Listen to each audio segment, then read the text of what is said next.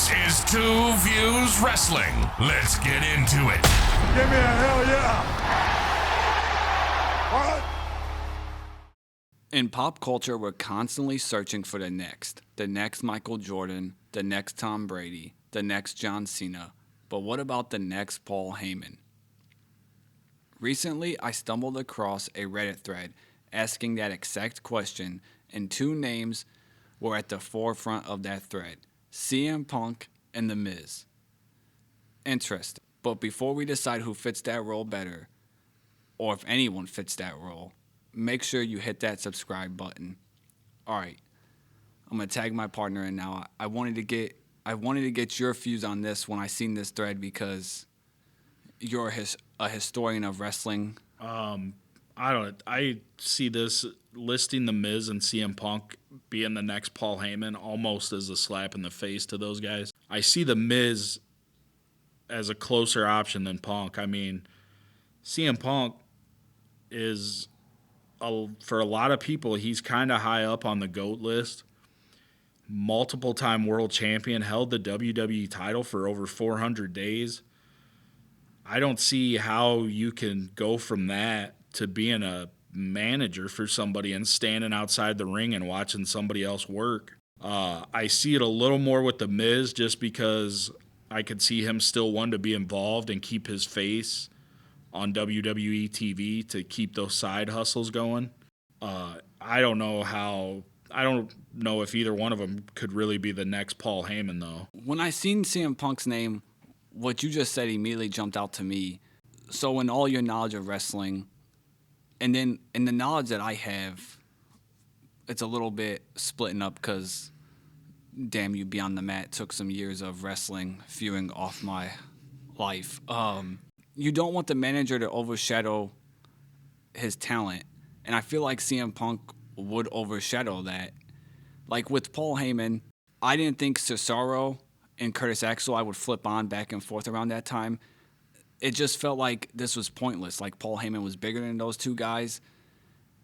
Roman and Brock worked to me because they felt like they were bigger than Heyman, where I feel like, yes, CM Punk would outshine most talent, and you can't have that. Yeah, I agree. For Cesaro and Curtis Axel and even Ryback was a Paul Heyman guy at one time.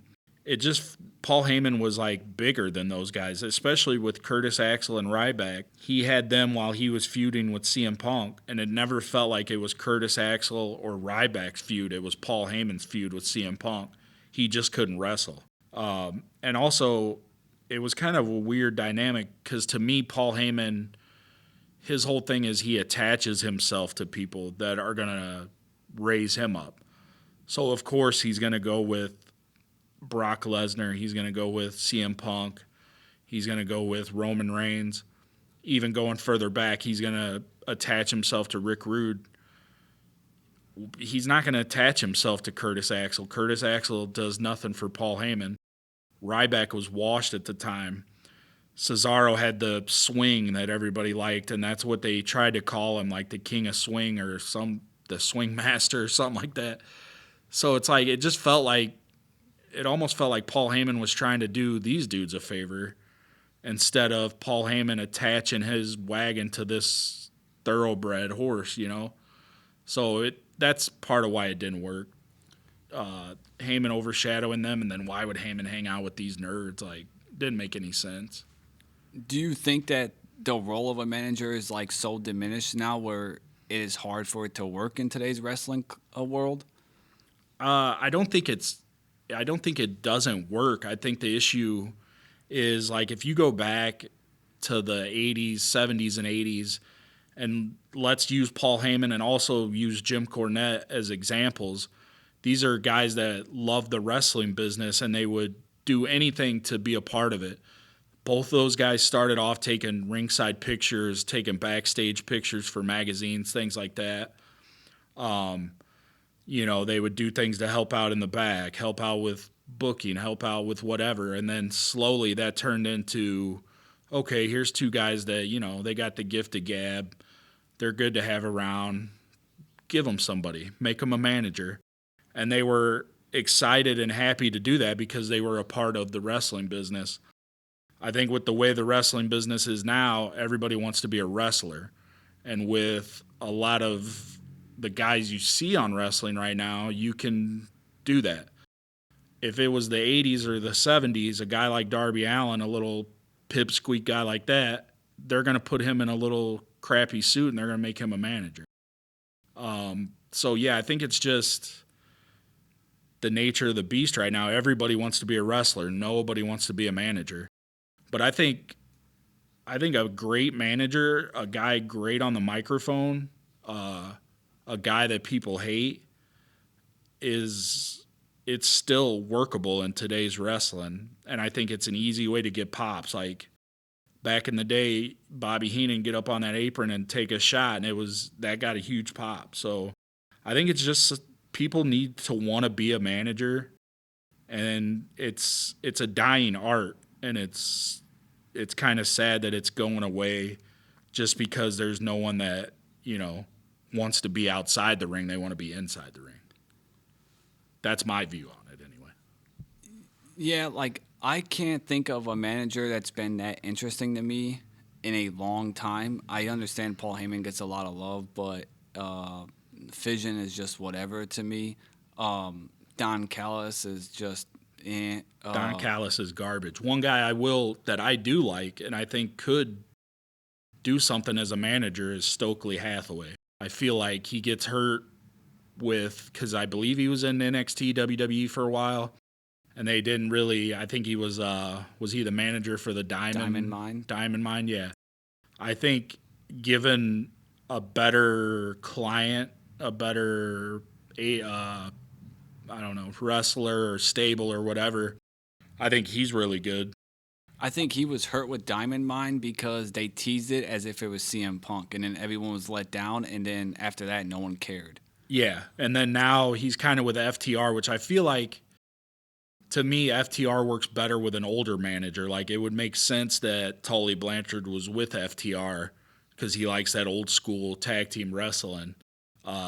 It doesn't really work for me with Stokely and FTR, but I think that given the right person, Stokely Hathaway could be a great manager and elevate somebody.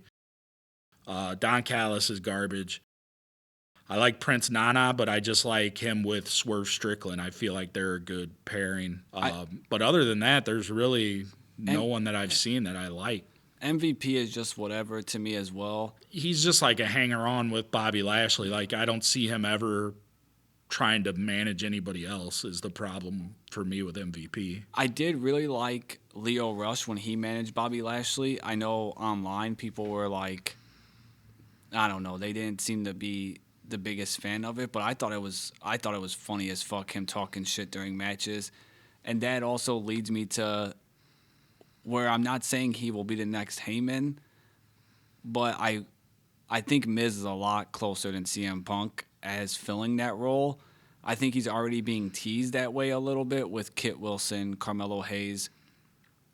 And his A-list character kind of lends itself to being not necessarily a manager, but an agent. Like, hey, I'll get you far, kid. Like, I can teach you the ropes. Also, though, why I am kind of like thinking he will fill that Paul Heyman role in 25 years from now. We're like, oh, Miz was a great manager, is what you said about Cornette and Heyman, how they hung around the business and they took what work they could get, like working their way up, paying their dues. Has any wrestler ever paid their dues like The Miz? Yeah, I mean, it's like this guy really does love the business, and I could see him wanting to learn that craft from a Paul Heyman, learn as much as he can, absorb as much as he can, and be like, all right, this is the next thing I do in the wrestling world. Yeah, I agree that I think The Miz is the closest guy to it, but it's still, to me, kind of like, I don't know, a slap in the face almost. I mean, if you look at great managers, I mean, Bobby Heenan wrestled a little bit back in the day before the manager thing. I just don't get how you go from a multiple-time WWE champion to a manager at ringside. So most managers, they were just that, like what you were saying, that was their way into the business, and that's what they took. A lot of them, I mean, I would say like Paul Heyman, Jim Cornette, Gary Hart, who's probably my favorite manager of all time, maybe, the Grand Wizard. These were guys who weren't going to be wrestlers, you know, and then so like I said, they wanted to be a part of the business. They became managers. Guys that were great managers that were wrestlers were like, I think J.J. Dillon wrestled a little bit, Paul Ellering, Bobby Heenan wrestled a little bit, Captain Lou Albano. The closest thing to like the Miz and Punk to me is Freddie Blassie. I think Freddie Blassie was a huge star, and then he became a manager. But I mean, by the time he became a manager, he was in his 60s and his wrestling days were done. But he wasn't a star on the level of CM Punk or even the Miz, I guess, really. He was never like a world champion. Yeah, Miz was world champion, main event at WrestleMania. Yeah, and I mean, how do you go from that to now, you know, I'm managing the next Matt Hardy or whatever, you know, like how do you be a mid-card manager for somebody? It would have to be one hell of a client. It would almost have to be like an Obafemi or a Braun Breaker or something. You know what I'm saying? It would have to be that next guy that everyone sees as the face of the company. So it's hard. People have to want to do it. People have to be committed to it. But you also have to have people to learn from or study things like that. So you're running out of options of guys to learn from. And like I said with the Miz, I could see him doing it just to keep his face out there. And, you know, because he wants to promote the Marine 11 or whatever. All right. He should have been the lead in Mortal Kombat. He should have been Johnny Cage. I think he would have killed that Johnny Cage role. That is true. I can't argue that. So in the comments, let us know your views on managers going forward.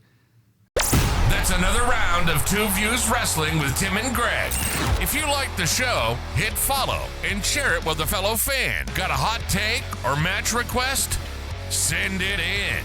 Until next time, keep the energy up and the debates hotter.